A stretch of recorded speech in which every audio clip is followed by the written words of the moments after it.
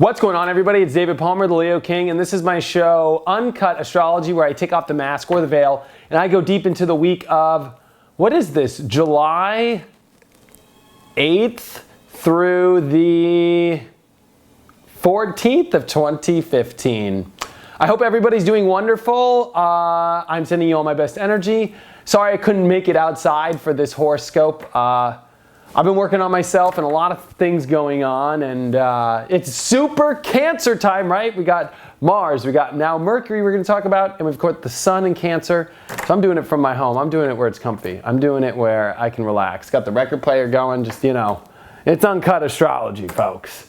When I was looking at the astrology for this week, at first I'm like, it's pretty easy, not that much. And then I was like, what am I talking about? Oh my gosh, there is still a lot happening.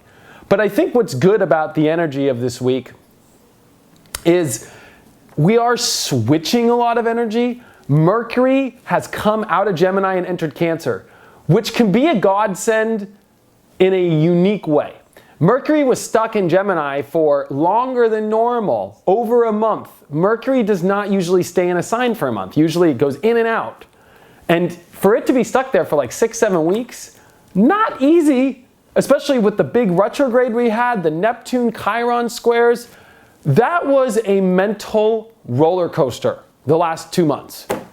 And Mercury coming into Cancer is like, I need a freaking break. All our minds need a break. Mars, remember, the sign of strength, ambition, direction, ego, war is in Cancer. So when you have Mercury and Mars now hanging out in Cancer together, this is definitely a time period to kind of like get your emotions together and take a break. This is a big spiritual break point, okay? Like, I'm going to keep promoting that. I don't know if any other astrologers are promoting that, but man, Cancer is a break. Mars in Cancer is a break. The Sun in Cancer is a break. This is a time to really make sure that you are emotionally okay. Mars trining Neptune in water signs, right? This is definitely not a time to win the race or win the world or accomplish everything. It's like impossible. Yes, it's a positive trine to Neptune, but Neptune trine Mars adds the sensitivity. It adds it, and it's almost like being, you know, soft on yourself or taking care of yourself, or, you know, if you got to push something, you know, making sure that you, spiritually, emotionally, sensitive-wise are taking care of it, then, you know, you can. This is definitely a very nurturing, soft time.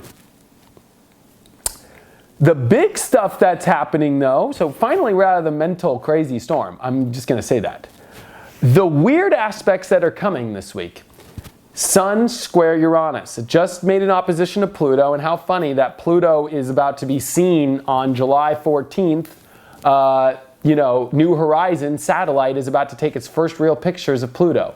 So it's weird that we're having this opposition to Pluto. We got Mars getting ready to oppose Pluto at the end of this week coming up. So there's a lot around facing Pluto, this deeper part of ourselves, this transformational part, this death rebirth.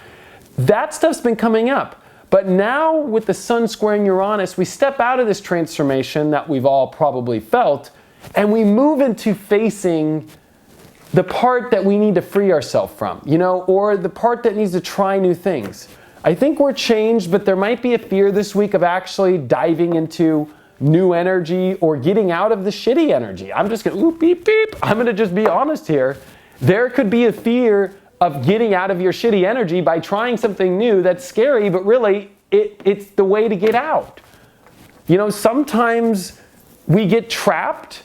Sometimes, especially with this energy, we can get so deep. I mean, Mars and the Sun and Mercury in the 4th house is when you can dig yourself into a deep hole.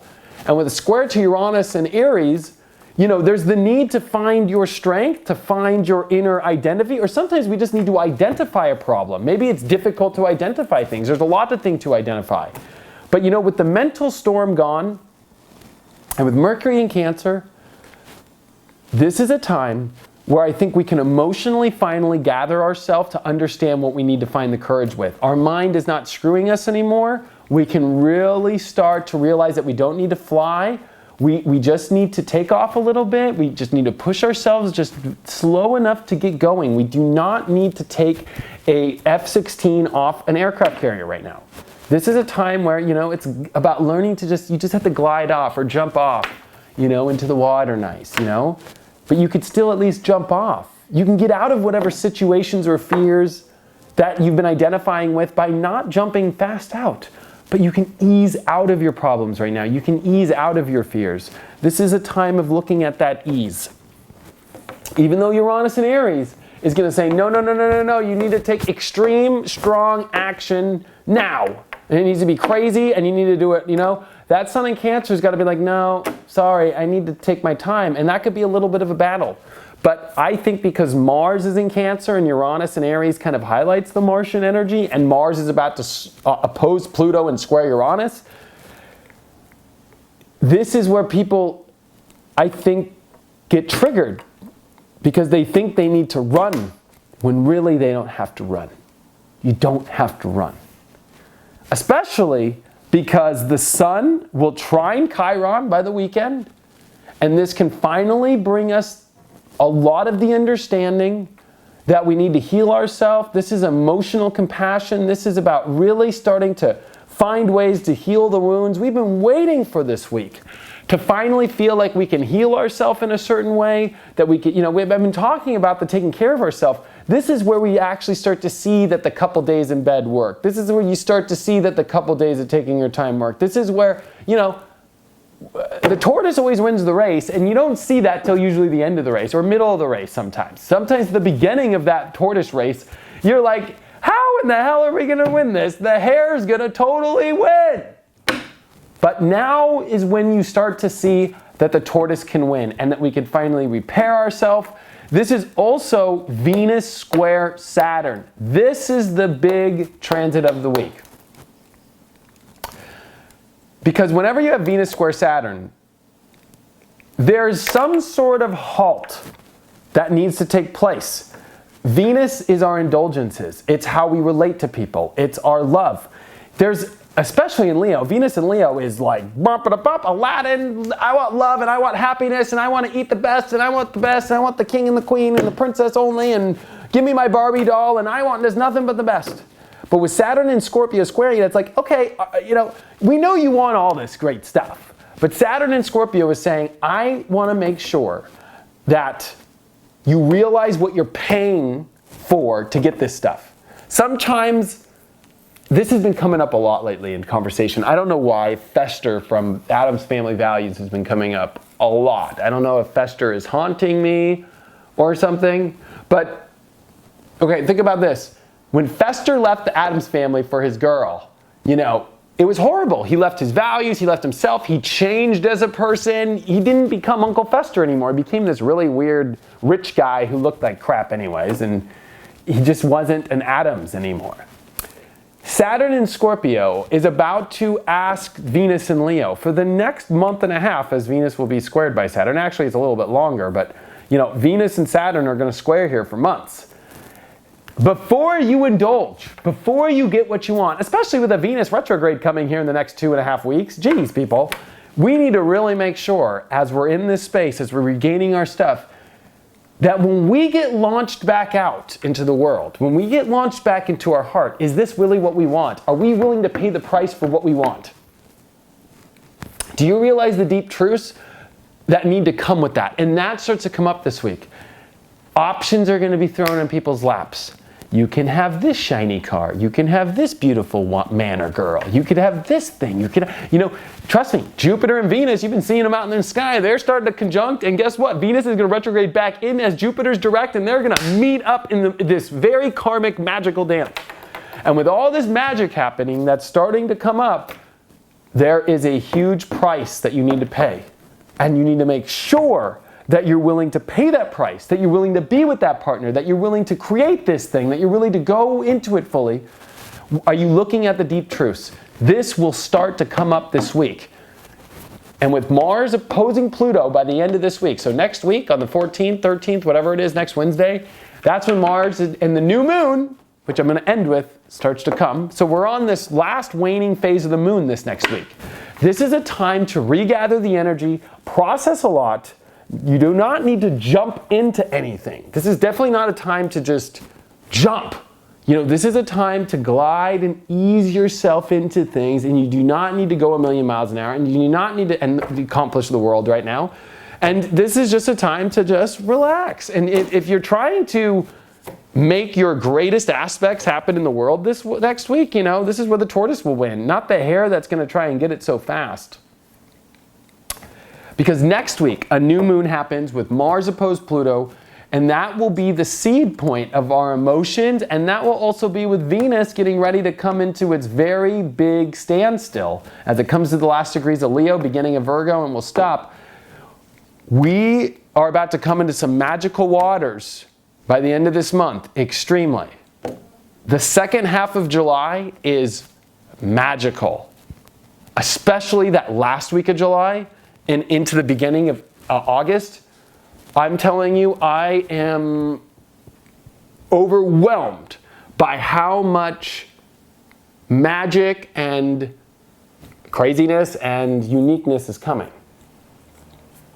Use this week to ease in. Use this week, the moon in Taurus with a sun in Cancer. That is, take your time. On a waning phase, oh my gosh. Relax. Put your feet in the mud. Get a massage. Take your time. Start to see your options of things to make instead of pointing your life on one shiny object only. Realize that there are many shiny objects. There are many beautiful things. There's many parts of your heart and happiness to love. And I think it's important to love everything. But Saturn in Scorpio teaches us that if we put all of our energy on one part of our love, that it needs to go into the places that are the best for us. So there's a lesson here with love, which I think it's important to love everything. But there's a level of love. There's an amount of love to look at. And Leo can sometimes love something so much and have the hardest time for when it dies. So it wants to make sure that it balances how much love you're giving, how much truth to the love that you have for it. And we're going to talk about love more, but use this week to regain your energy more. I think that there's a lot of positive in this week. I just think that to watch for the caution in what you're creating or manifesting or some sort of relationship aspects, it's definitely coming into a very trippy water. And I think that this week we dip our toe into it because the following couple weeks we're about to enter into Wonderland. And there's a lot of emotion and energy that you have to get back first before we could get into that space. The good news is the mental craziness is over. We can finally start to channel and understand some beautiful energy and start to enjoy things. We do not need the intensity right now. We do not need to be on the most crazy roller coaster at the park. It's okay to, when you enter the new park, start with the first easiest ride that's right in front of you. Thank you so much for all your support. You can subscribe me by watching my daily videos on my app or my website, leoking.lookstack.com, or Apple and Android, the Leo King app. Thank you so much for all of your support. I appreciate you from all my heart. And if you want to find out about the end of July now, you can download my July horoscope. It will be on sale this weekend for $2.99. Make sure you get it this weekend. Thank you. If you're impatient now, it's $5 on my website, inclusiveiastrology.com. Thanks so much for all the support. I love you guys from all my heart, and I will see you on the next Uncut.